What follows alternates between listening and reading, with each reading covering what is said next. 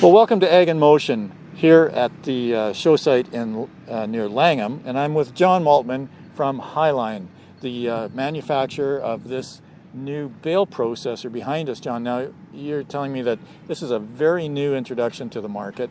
It's a little different than what producers might expect in terms of it doesn't mix an entire ration all together in one big tub and you wait to feed that out.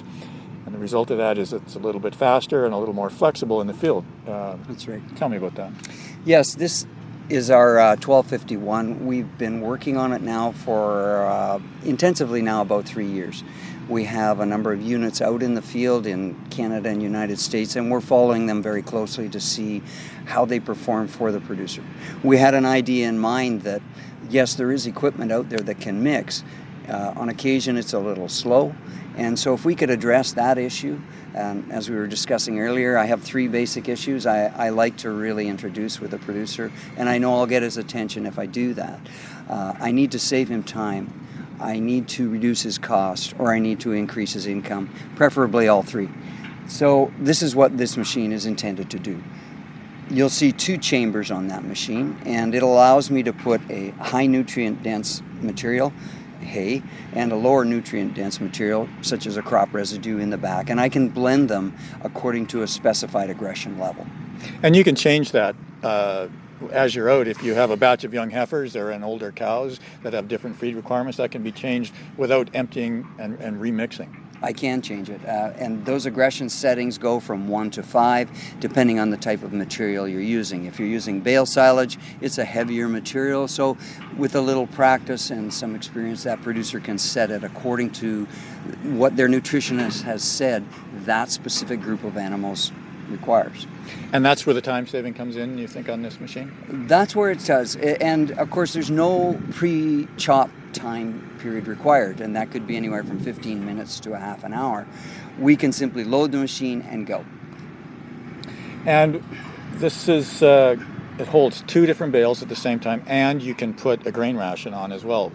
Yes, I can. A grain tank is an option, as well as a scale kit. And we have a producer in Humboldt who is doing that very thing with that. He's our long-term demo producer. He has a scale kit on, so when I ask him, I need you to feed 35 pounds per cow and not more, he can do that. And that's where, again, where the savings, where the efficiency comes in with this machine. So what's the horsepower requirement on this? The horsepower requirement will be around, I'm going to say 190, something like that. 190, that should handle it easily. Yes. In a snowy field or something like that, no Yes. problem with that at all. Yes. Now, you were telling me that anecdotally you've been hearing some things about efficiencies from the producers that are trying this machine, and you've started now a research project at the U of S, is that right? Yes, we began a research project with Dr. Greg Penner, and we're early in that process. The cutting has been done. We're looking at cut length, because we know that we can increase intake if we shorten up the cut length on that product.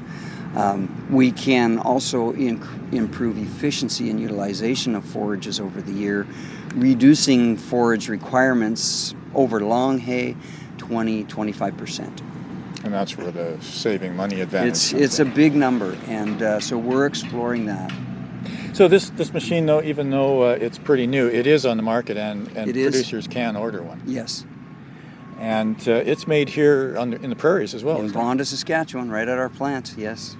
And so you're on display here at Ag in Motion, and for any producers that are seeing this that didn't make it to the show, is there a website or a way to contact? Yes, for sure. You can call the plant in Vonda, or yes, we have a Highline website where all the information is there, including videos of each machine operating, and I have a little nutrition section on there where I write technical articles, and that's also available. And what's the address of that website? www.highlinemanufacturing.com. Thanks, John. Thank you. Thanks for watching.